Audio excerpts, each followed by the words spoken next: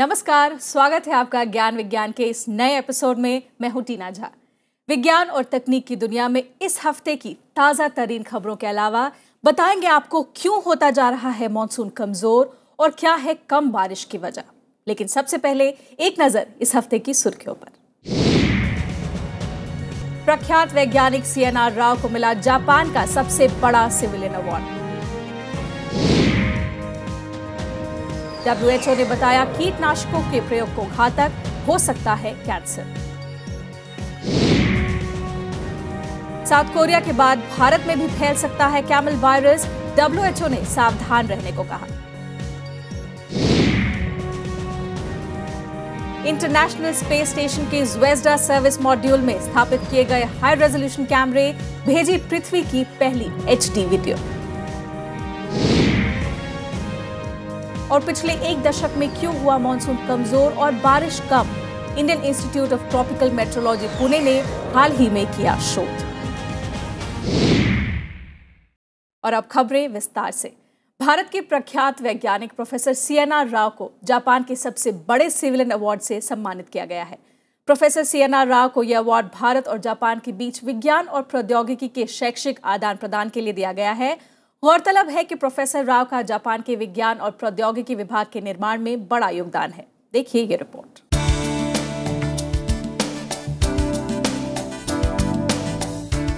भारतीय वैज्ञानिकों का लोहा अब पूरी दुनिया मानती है। भारतीय विज्ञान के लिए फक्र भरा लम्हा तब आया जब मशहूर वैज्ञानिक प्रोफेसर CNR राव को जापान के सबसे ऊंचे नागरिक सम्मान से नवाजा गया। प्रोफेसर राव को यह सम्मान दोनों देशों के बीच विज्ञान एवं तकनीक में सहयोग बढ़ाने के लिए दिया गया है। जापान के विज्ञान एवं तकनीक विभाग को नया आकार देने में प्रोफेसर राव की अहम भूमिका मानी जाती है। उन्हें जापान के राजदूत ताकेशी यागी ने वरिष्ठ अधिकारियों की मौजूदगी में order of the rising sun, gold and silver star सौंपा। जापान की सरकार ये पुरस्कार शिक्षा, राजनीति और रक्षा मामलों में अहम योगदान देने वाले वैज्ञानिकों को देती है। And more than anything, I believe the future of India and Japan, that it's very highly connected. India has to realize Japan as its greatest friend in Asia, and Japan has to realize India as its greatest friend. I think the future of Asia depends on these two democracies working together. I believe the future of the world and the peace of the world, particularly in Asia, depends on India and Japan working together. I have been a great believer in this. Professor Chintamani Nagesh Ramchandra Rao को भारत रत्न मिल चुका है और वो solid state और structural chemistry के विशेषज्ञ माने जाते हैं। उन्हें अब तक 70 मानद उपाधियां मिल चुकी हैं। प्रोफेसर राव बेंगलुरु के जवाहरलाल नेहरू उन्नत शोध केंद्र के सम्मानार्थ अध्यक्ष भी हैं। जापान की विज्ञान अकादमी में चुने जाने वाले वो पहले विदेशी सदस्य भी हैं। देश के कई बड़े तकनीकी संस्थानों की स्थापना में प्रोफेसर राव ने सराहनीय योगदान दिया है। वो 36 किताबों के अलावा 1000 से ज्यादा रिसर्च पेपर भी लिख चुके हैं।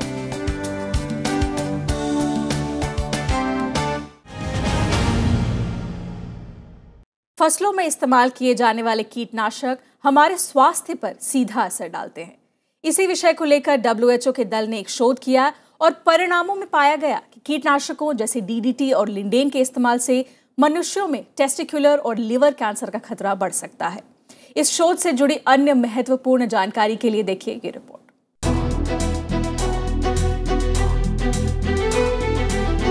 पिछले कुछ दशकों से कृषि के काम में इस्तेमाल होने वाले रसायन स्वास्थ्य के लिए चिंता की बड़ी वजह बनते जा रहे हैं।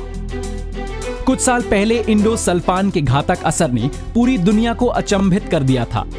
अब विश्व स्वास्थ्य संगठन ने नई चेतावनी जारी की है। इस बार खतरा है नए किस्म की कीटनाशकों से। रिपोर्ट के मुताबिक विश्व स्वास्थ्य संगठन के एक विशेषज्ञ पैनल को इस बात के पक्के सबूत मिले हैं कि कीटनाशक लिंडेन से नॉन हॉगनिक लिम्फोमा नाम का कैंसर हो सकता है। विकासशील देशों में कृषि के क्षेत्र में बड़े पैमाने पर लिंडेन कीटनाशक का इस्तेमाल किया जाता है। भारत, चीन, अमेरिका और कनाडा जैसे कुछ देशों में इसका इस्तेमाल जूं और खुजली के इलाज के लिए भी किया जाता है। खास बात यह है कि लिंडेन कीटनाशक पर अमेरिका और यूरोपीय संघ के देशों में साल 2009 से ही पाबंदी लागू है। बढ़ते कार्बन प्रदूषण पर हुए स्टॉकहोम सम्मेलन के बाद इस कीटनाशक पर ज्यादातर देशों में प्रतिबंध लगा हुआ है। कैंसर पर शोध करने वाली WHO की अंतर्राष्ट्रीय एजेंसी ने लिंडेन के साथ साथ DDT के इस्तेमाल पर चेतावनी जारी करते हुए कहा है कि इससे कैंसर का खतरा हो सकता है। DDT से नॉन हॉडकिन लिम्फोमा के अलावा टेस्टिकुलर कैंसर और लीवर कैंसर जैसी घातक बीमारियां हो सकती हैं। कीटनाशक DDT का इस्तेमाल आमतौर पर मलेरिया की रोकथाम के लिए किया जाता है। इनके अलावा वीडिसाइड के रूप में इस्तेमाल होने वाले एक तीसरे रसायन 2,4-D में भी कैंसर के तत्व पाए गए हैं। ये नतीजे कृषि के क्षेत्र में काम करने वाले श्रमिकों पर हुए एक अध्ययन के दौरान सामने आए हैं। ऐसे रसायनों से संपर्क आ चुके इन श्रमिकों में कैंसर की आशंका काफी ज्यादा है। आम लोगों को भोजन, पानी, धूल के जरिए या छिड़काव के दौरान ये रसायन अपनी चपेट में ले सकते हैं। सबसे ज्यादा खतरे की बात यह है कि रसायन आसानी से नष्ट नहीं होते और वातावरण में लंबे समय तक जैविक संरचना को प्रभावित करते रहते हैं। चिंता बड़ी है क्योंकि एक बार इससे प्रभावित हो जाने के बाद कोई चारा नहीं बचता। इसलिए समय आ गया है कि हम कृषि और कीट नियंत्रण के लिए रसायनों के बदले ज्यादा से ज्यादा जैविक और स्थायी तरीकों का इस्तेमाल करें।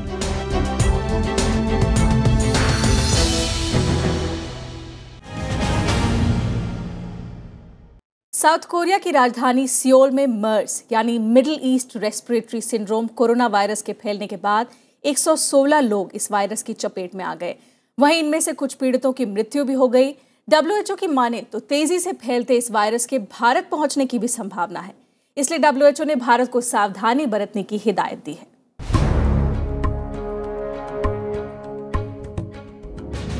SARS, swine flu, bird flu और इबोला के बाद अब घातक मर्स का खतरा मंडरा रहा है।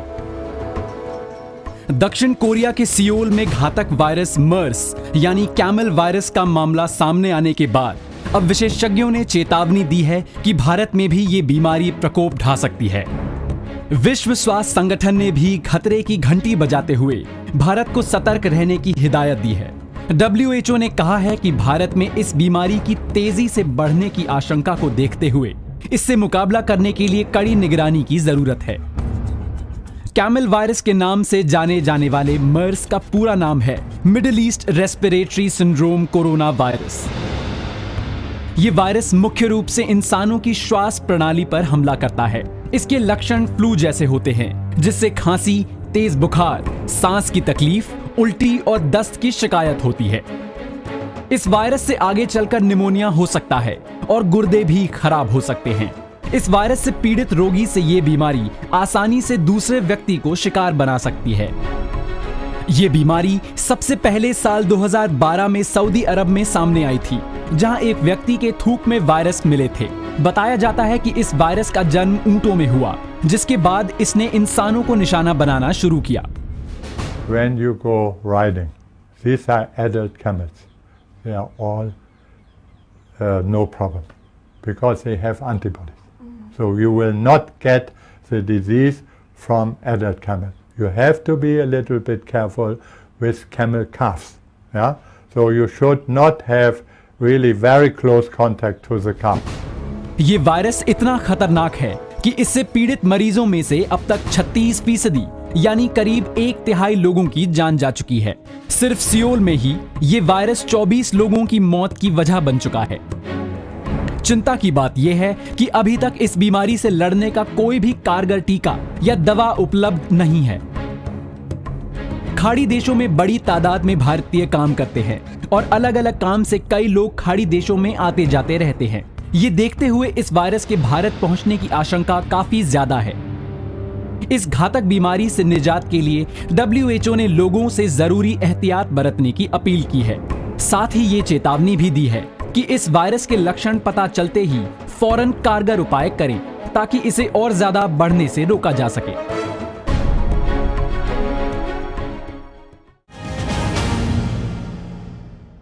इंटरनेशनल स्पेस सेंटर के ज़्वेज़दा सर्विस मॉड्यूल में हाल ही में हाई रेजोल्यूशन कैमरे स्थापित किए गए हैं। इन कैमरों ने पहली बार कुछ शहरों की निकटतम तस्वीरों के साथ साथ धरती की HD क्वालिटी वीडियो भी भेजी है। देखिए इस रिपोर्ट में।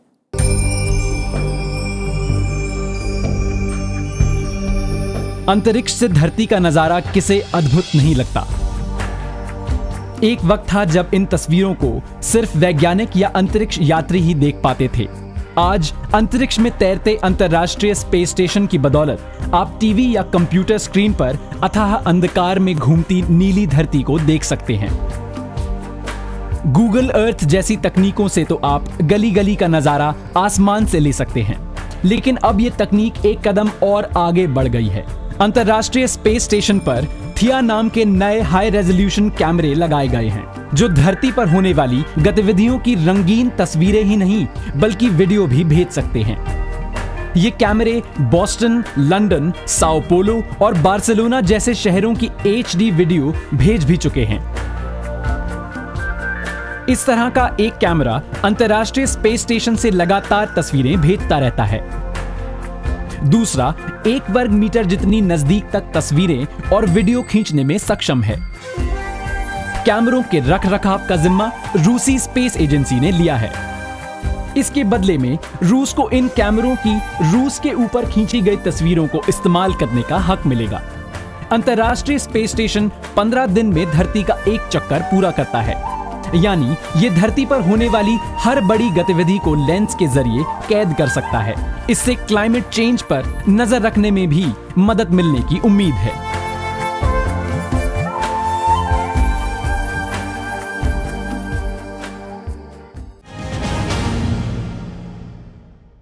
वक्त हो चला है एक छोटे से ब्रेक का। हम जल्द लौटेंगे, आप देखते रहिए ज्ञान विज्ञान।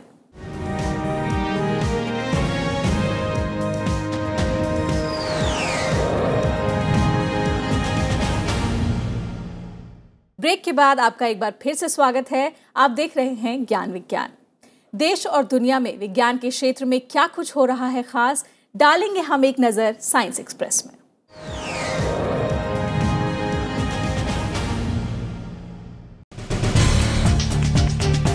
देश में कृषि और ऊर्जा के क्षेत्र में बढ़ावा देने के लिए एक बड़ा कदम उठाते हुए केंद्र सरकार ने साल 2015-16 के लिए खरीफ फसलों के न्यूनतम समर्थन मूल्य को मंजूरी दे दी है। इसके साथ ही सरकार ने सौर ऊर्जा को 5 गुना तक बढ़ाने का लक्ष्य भी निर्धारित किया है। नए न्यूनतम समर्थन मूल्य के तहत किसानों को अक्टूबर से प्रति क्विंटल धान पर 50 रुपए ज्यादा मिलेंगे। लेकिन एक कैबिनेट ने एक्सेप्शन किया है कि बोनस ऑफ ₹200 पर quintal for pulses over and above the recommendations of the agriculture price commission. हमने सोलर पावर कैपेसिटी को 5 टाइम्स बढ़ाने का फैसला किया है, रीचिंग 1 लाख मेगावाट्स बाय 2022। सौर ऊर्जा के क्षेत्र में देश को आत्मनिर्भर बनाने के लिए सौर ऊर्जा क्षमता को 3000 मेगावाट से बढ़ाकर साल 2022 तक 1 लाख मेगावाट करने की घोषणा की गई है। अंतरिक्ष में देश का गौरव बढ़ाते हुए मंगलयान ने सोमवार को मंगल ग्रह की कक्षा के 100 चक्कर पूरे कर लिए। हालांकि मंगलयान के मिशन का वक्त पूरा हो चुका है, लेकिन विस्तारित योजना के तहत ये अभी भी लाल ग्रह की कक्षा में परिक्रमा कर रहा है। इस महीने के शुरू में कुछ प्राकृतिक सौर गतिविधियों की वजह से मंगलयान अंधकार में चला गया था, लेकिन अब ये धीरे धीरे उससे बाहर आ रहा है। इसरो के विशेषज्ञों का कहना है कि यान के सभी पेलोड्स बिल्कुल सही हालत में हैं और कुछ हफ्तों में इसकी गतिविधियां फिर से शुरू हो जाएंगी। महाराष्ट्र देश का ऐसा पहला राज्य बन गया है जिसने तितली को राजकीय दर्जा दिया है। उपेक्षित प्रजातियों के संरक्षण को बढ़ावा देने के लिए महाराष्ट्र सरकार ने हाल ही में ब्लू मॉर्मोन को राजकीय तितली घोषित किया है। ब्लू मॉर्मोन तितली के काले पंख मखमल की तरह होते हैं, जिन पर चमकीले नीले धब्बे होते हैं। ये भारत में पाई जाने वाली तितलियों की दूसरी सबसे बड़ी प्रजाति है। मुख्य रूप से ये तितली महाराष्ट्र के पश्चिमी घाटों, दक्षिणी भारत और तटीय इलाकों में पाई जाती है। कभी कभी इन तितलियों को पश्चिमी महाराष्ट्र से विदर्भ तक के इलाकों में भी देखा गया है। भारतीय अंतरिक्ष सोसाइटी ने अंतरिक्ष के विभिन्न क्षेत्रों में उत्कृष्ट उपलब्धियों और उल्लेखनीय योगदान के लिए साल 2012 और 2013 के पुरस्कारों की घोषणा कर दी है। साल 2012 के लिए विक्रम साराभाई अंतरिक्ष केंद्र के प्रोफेसर डॉक्टर रंगनाथ आर नवलगुन को आर्यभट्ट पुरस्कार दिया जाएगा, जबकि साल 2013 के लिए ये पुरस्कार रक्षा विभाग के R&D के पूर्व सचिव, DRDO के महानिदेशक और रक्षा मंत्री के वैज्ञानिक सलाहकार डॉक्टर अविनाश चंदेर को दिया जाएगा। रॉकेट और इससे जुड़ी प्रौद्योगिकी के लिए साल 2012 और 2013 के ASI पुरस्कार के लिए 2 शोधकर्ताओं के नाम की घोषणा की गई है, जबकि अंतरिक्ष यान और उससे जुड़ी प्रौद्योगिकी के लिए 2 शोधकर्ताओं का नामांकित किया गया है। साल 2013 के ASI अवार्ड के लिए एक नाम स्पेस साइंसेज एंड एप्लीकेशन वर्ग से चुना गया है, जबकि दूसरा नाम स्पेस सिस्टम मैनेजमेंट वर्ग के लिए चयनित हुआ है। इसरो ASI अवार्ड के तहत रॉकेट और उससे जुड़ी तकनीक के लिए एक नाम तय हुआ है, जबकि अंतरिक्ष यान और उससे जुड़ी तकनीक के लिए 2 नाम तय किए गए हैं। इसरो के 2 महिला वैज्ञानिकों को सर्वश्रेष्ठ महिला वैज्ञानिक और 2 युवा वैज्ञानिकों को इसरो ASI युवा वैज्ञानिक पुरस्कार के लिए चुना गया है। साल 2012 के लिए ISRO ASI team achievement award ISRO के स्पेस एप्लीकेशन सेंटर के श्री साजी ए कुरियोकोस और उनके दल को दिया जाएगा, जबकि साल 2013 के लिए ये पुरस्कार इसरो सैटेलाइट सेंटर के केशव राजू और उनके दल को दिया जाएगा।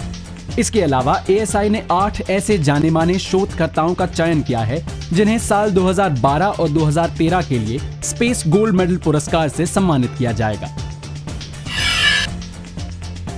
सामाजिक बदलाव में विज्ञान की भूमिका बहुत ही महत्वपूर्ण रही है। ऐतिहासिक तौर पर भी दुनिया में विज्ञान ने सामाजिक तौर पर बड़े बदलाव किए हैं। इसी विषय पर गत दिनों रोहतक में हरियाणा विज्ञान मंच द्वारा एक सम्मेलन का आयोजन किया गया, जिसमें वरिष्ठ वैज्ञानिक गौहर रजा ने व्याख्यान दिया। सम्मेलन हरियाणा विज्ञान मंच के 29वें स्थापना दिवस के अवसर पर आयोजित किया गया था। कार्यक्रम में राज्य के लगभग 150 कार्यकर्ताओं तथा वैज्ञानिकों ने हिस्सा लिया। इनामोरी फाउंडेशन की ओर से विज्ञान, संस्कृति और आध्यात्म के क्षेत्र में महत्वपूर्ण योगदान के लिए दिए जाने वाले कोयोटो पुरस्कार की घोषणा कर दी गई है। इस साल विज्ञान के क्षेत्र में ये पुरस्कार जापान के डॉक्टर तोयोकी कुनिताके को दिया गया है। तोयोकी को मटेरियल साइंस के सिंथेटिक बायोलेयर झिल्ली की खोज और मॉलिक्यूलर सेल्फ असेंबली पर आधारित रसायन विज्ञान के क्षेत्र में दिया गया है। इसी तरह स्विस वैज्ञानिक डॉक्टर माइकल मेयर को एक्स्ट्रा सोलर ग्रह की खोज के जरिए ब्रह्मांड के प्रति नए दृष्टिकोण के विकास के लिए कोयोटो पुरस्कार से सम्मानित किया गया है।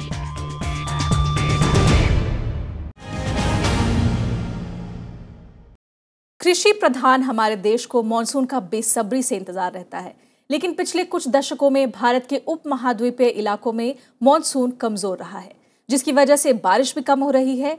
इसी संदर्भ में Indian Institute of Tropical Meteorology Pune के वैज्ञानिकों ने शोध किया और पाया कि मानसून में देरी की वजह भारतीय समुद्रों का गर्म होना है। इस शोध को विख्यात नेचर पत्रिका में भी प्रकाशित किया गया है।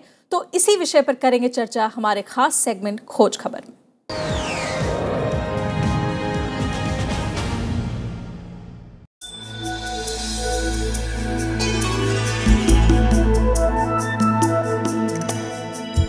समंदर गर्म हो रहे हैं, धरती ठंडी हो रही है, उल्टा घूम रहा है मौसम चक्र। क्या कुछ सालों में गायब हो जाएगा मॉनसून? जी हां, भारत ही नहीं पूरे दक्षिण एशिया की लाइफलाइन मॉनसून को क्लाइमेट चेंज की तपिश फीका कर रही है। भारतीय और पश्चिमी वैज्ञानिकों की साझा रिसर्च में पता चला है कि पिछले 100 साल में गर्मियों के मॉनसून में लगातार कमी आई है। Centre for climate change research के डॉक्टर रॉक्सी मैथ्यू कोल और भारतीय उष्णकटिबंधीय मौसम विज्ञान संस्थान के वैज्ञानिकों ने जब मॉनसून के 1901 से 2012 तक के डेटा का शोध किया तो पता चला कि पाकिस्तान के दक्षिणी हिस्से से लेकर मध्य भारत और बांग्लादेश तक ये ट्रेंड देखने को मिला है। मॉनसून में ये कमी सबसे ज्यादा मध्य भारत में ही महसूस की गई है, जहां खेती अब भी बारिश पर ही निर्भर है। यहाँ 100 साल में मॉनसून की आमद 10 से 20% तक कम हुई है। दरअसल मॉनसून की बारिश तब होती है जब गर्मियों में जमीन का तापमान इतना बढ़ जाता है कि उस पर मौजूद हवा हल्की होकर ऊपर चली जाती है। इससे बने कम दबाव के क्षेत्र को भरने के लिए समंदर की नम हवाएं जमीन की ओर बहती हैं और बारिश लेकर आती हैं। यानी धरती और महासागर के बीच तापमान का ये नाजुक संतुलन ही मॉनसून का राज है। लेकिन ये ताजा शोध हमें बताता है कि बीते वक्त के साथ धरती ठंडी हो रही है और समंदर गर्म हो रहे हैं। इसके चलते समंदर की ओर से मॉनसून लाने वाली हवाओं का बहना भी कम हुआ है। ऐसे और भी कई शोध हैं जो ये साबित करते हैं कि दक्षिण एशिया पर मॉनसून की मेहरबानी पिछले आधे दशक में कम हुई है। लेकिन अगर ग्लोबल वार्मिंग है और धरती का तापमान बढ़ रहा है तो मॉनसून आखिर कमजोर क्यों हो रहा है? वैज्ञानिक मानते हैं कि इसके पीछे हिंद महासागर की सतह के तापमान में असामान्य बढ़ोतरी है। महासागर के दक्षिणी हिस्सों में कई जगह ये तापमान पिछले 100 साल में 1.2 डिग्री सेल्सियस तक बढ़ चुका है। ये बाकी महासागर के तापमान में हुई औसत वृद्धि से कहीं ज्यादा है। धरती और महासागरों के बीच तापमान का ये असंतुलन ऊपरी वातावरण तक भी कन्वेक्शन यानी संवहन की प्रक्रिया से पहुंचा है। इसके अलावा धरती और महासागर के तापमान में कमी की वजह भारतीय उपमहाद्वीप पर कार्बन हाउस इफेक्ट भी है। घातक एरोसोल का उत्सर्जन बढ़ने से ऊपरी वातावरण में ऐसी परत बनती है जो सूरज की ऊष्मा को परावर्तित कर देती है। इससे धरती का तापमान घट जाता है। समंदर का तापमान बढ़ने से उष्ण कटिबंधीय इलाकों में गर्म हवा ऊपर की ओर बहती है। इसके असर से उपमहाद्वीप में गर्म हवा का बनना कम हो रहा है। यानी जल्द ही ग्लोबल वार्मिंग से निपटने के लिए कदम नहीं उठाए गए तो मॉनसून की फुहारें एक दिन बीते जमाने की बात हो जाएंगी।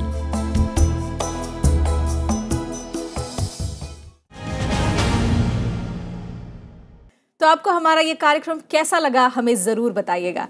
आप हमें अपना फीडबैक और सुझाव भी भेज सकते हैं। हमारा ईमेल पता है news@vigyanprasar.gov.in।